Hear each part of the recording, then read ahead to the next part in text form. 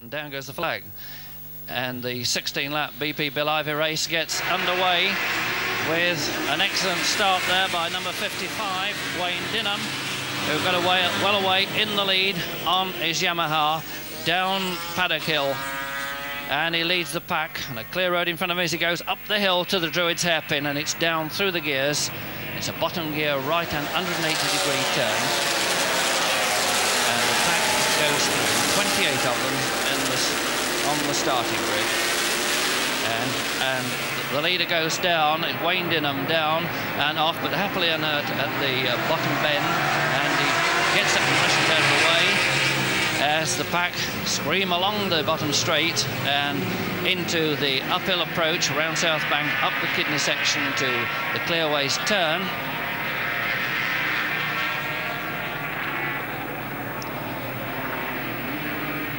And now the pack sorting themselves out as they come through to complete lap one of this 16-lap race. And the leader is number 94, Jeff Went from Bolton, near Upminster, with Tony Nash, the Romford rider, in second place. Both these two riders Yamaha mounted, and up to Druids they go again, braking down through the gears and through the hairpin turn.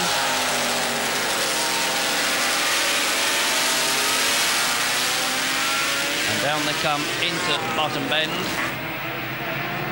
and along the bottom straight.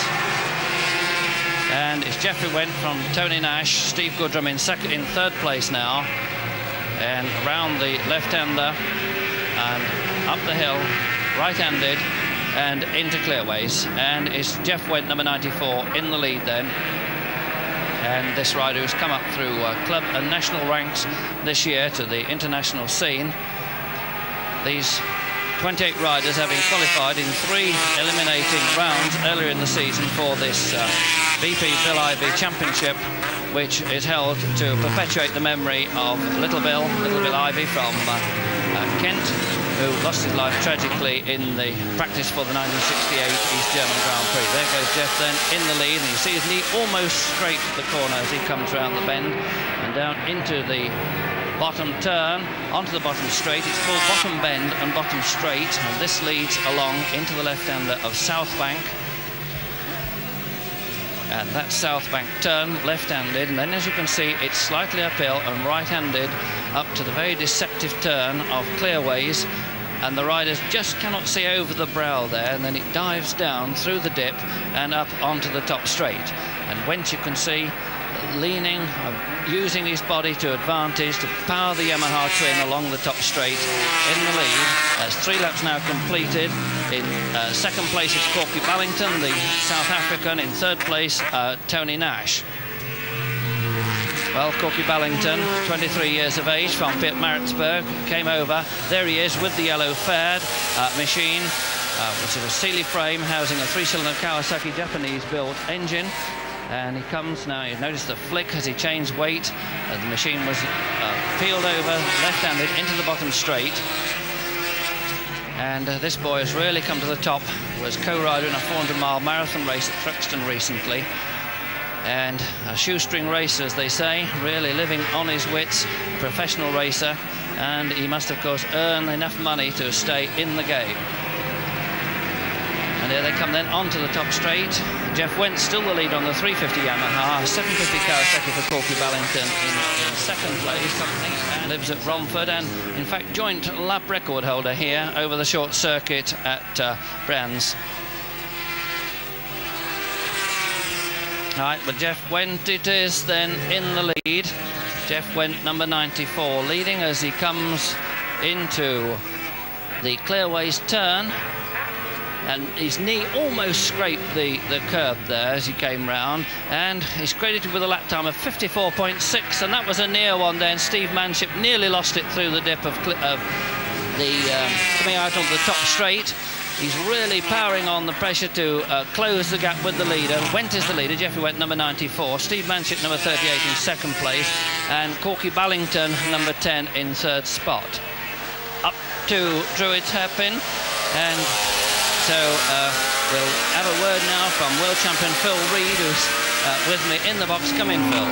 Yeah, I fancy Corky Ballington here. He's playing it rather cool. The two leaders who are contesting the lead now are really on the limit. You know, as we've seen, you know, they're really turning on the power a bit too hard, and they both nearly lost it quite badly. Well, it was quite obvious that Manship coming out of clearways there really did screw the power on and almost lost it, as Phil said. The back wheel whipped round, and there we'll be talking about Manship, and we're looking at him too. He's now ahead in the lead, then he's taken over from Jeff Wendt. So it's the young 26-year-old heating engineer, and that's his trade, a part-time racer, leading this BPVille IV Championship then now from Corky Ballington in second place. Ballington, who won a free trip to England by winning the Natal Mercury race, in which the first prize was a free trip for himself and his machine to England. That's what brought him onto the UK scene. On the bottom straight then, and it's Leicester rider Steve Manship in the lead on the 350 Yamaha, from Corky Ballington in second place on the 750 three-cylinder Kawasaki, and they peel right-handed. Notice how quickly the rider picks the bike up from an acute angle of lean left-handed to right-handed. You can see his right-hand leather, the knee of his leathers is actually ripped, and see again as the machine comes under power, the suspension deflects and he struggles to retain control, and they're on the stop straight, and Ballington challenging as they reach the end of the top straight with a speed of almost 130 miles an hour. Manship has the advantage as they go down the hill, and Ballington, you notice, on a much heavier machine, probably 100 pounds heavier, and Ballington tries the outside line this time. Manship has it on the inside. And around the turn of Druids, they come on down the hill, and it's a very steep descent this into a very deceptive left-hander and onto the bottom straight. And Manship tucked away behind the fairing as they go along to the south bank turn. A swinging left-hander which rises at the exit and up the hill to the clearways turn. It's called a kidney section, this, as it changes direction, and Manship nearly lost it again.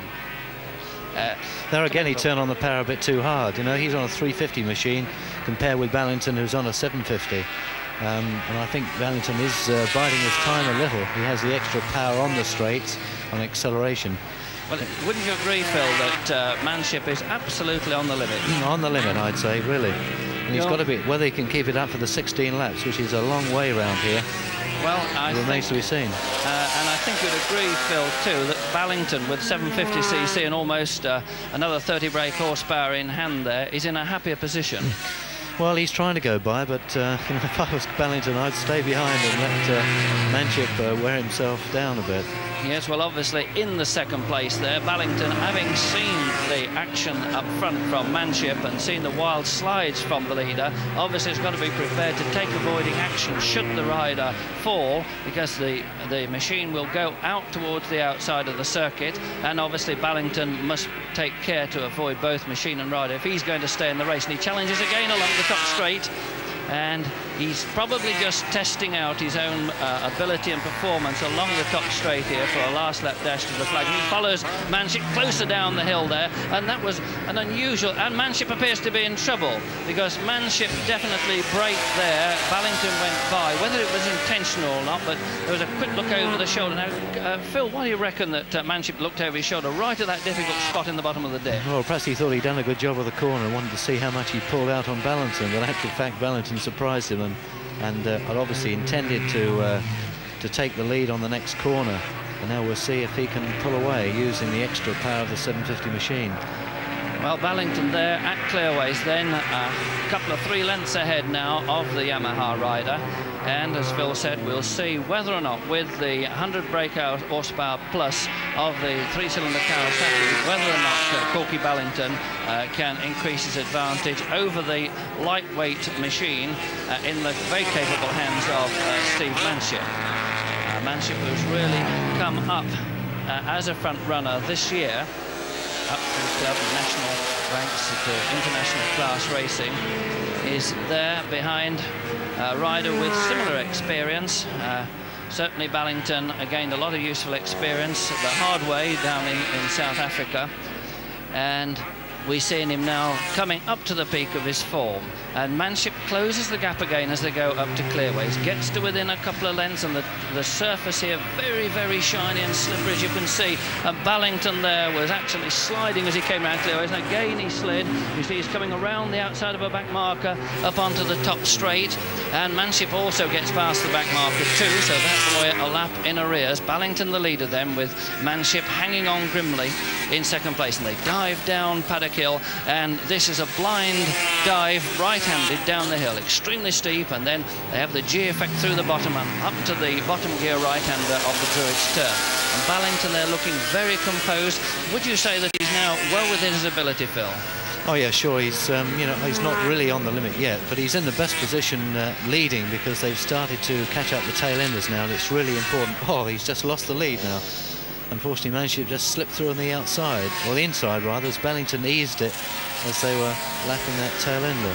Yes, well, obviously there was a little bit of hesitation there, and Manship took the advantage. He knew by getting through on the inside that Ballington would be awkwardly placed also to get past that back marker on the entry to South Bank turn. There's Manship then on the top straight, now back in the lead, but he's closing, as Phil Reed said, with the back markers, and this can just take a split second off his speed, because he can't choose his line. You notice he goes up the hill there, he's in the middle of a pack of riders. He's there with Laurie Sadler on a Saab, and yes, Corky Ballington has equalled the absolute lap record. We've just had a 54-second time flash to us, so Ballington has equalled the lap record of 54 seconds. They're sharing it now with Tony Nash. Manship's leading as they go into South Bank. And so now Von der Hamel, Kenny Roberts, Tony Nash and Corky Ballington all share the absolute lap record here at 54 seconds. And now the leader on his 13th lap with 3 laps to go. The leader now on his 13th lap. And so we come now to Tony Nash, the Romford rider, just coming up now to challenge Richard Peckett. So Nash took the inside line there. You could see him sit up and brake for the downhill turn. He wasn't so favourably placed as he went into the downhill of Paddock Hill. And so a group there, led by Dave Camier, riding number 104, and Tony Nash, number 41, slips around the outside of him. Steve Goodrum goes through on the inside. So you can see how the relatively quicker riders, when they come on the back markers, it's either one side or the other, and it's up to the other rider to move out of the way. Nash, then it is in our picture, number 41, and he's coming along to the South Bank turn. And the camera moves to a group of riders. There's Nash in the middle, and 3 go down together. And let's hope that all is okay with them there. And the marshals quickly rush across to sort it out. Steve Goodrum, I think, is involved with that, but we'll confirm it as soon as we can see it. And as the marshals sort that nonsense at Druids, we get the leader. Well, that's Mick Shoesmith in our picture, riding number 100 on the Marigold Norton. And there's Ballington, there's Manship, and followed by Ballington. The race leader then, number 38, Steve Manship, with Corky Ballington on the Kawasaki in second place. Well, no quarter asked or given this now. The leader on his 15th lap. They're coming up to clearway section. Mick Shoesmith there just corrects his line and gives way. He's a lap in arrears now, of course. The leader, Steve Manship, coming up onto the top straight to start his last lap. This is 15 laps now completed for number 38, Manship in the lead. And through he goes to the top of Paddock Hill for the last time now. Can Ballington do it this time? Corky Ballington, the South African rider. Is he close enough to get to grips, and will he outbrake him? Yes, he does indeed, and he leaves his brake into the very last second. You can see that both machines are equipped with disc brakes on the front, hydraulic operation, and they dive down to that left-hand bend, which brings them onto the bottom straight, and it's still Manship from Ballington as they go along to South Bank. Manship has the advantage. Will there be a back marker in the way at clearways, which might give Corky the advantage? He might just have that superior acceleration. They come into clearways then, and it's still advantage to Manship as they come around the last bend. And Ballington trying all he knows now, almost scraping there. And Manship nearly lost it through the dip there. And the front wheel pawing the air under full power. And they come in to take the checkered flag, and it's Manship from Ballington. Well, that was number 38, the winner, Manship, and he waves acknowledgement to the crowd. He goes down at a slower pace this time down Paddock Hill. Vallington a very good second place.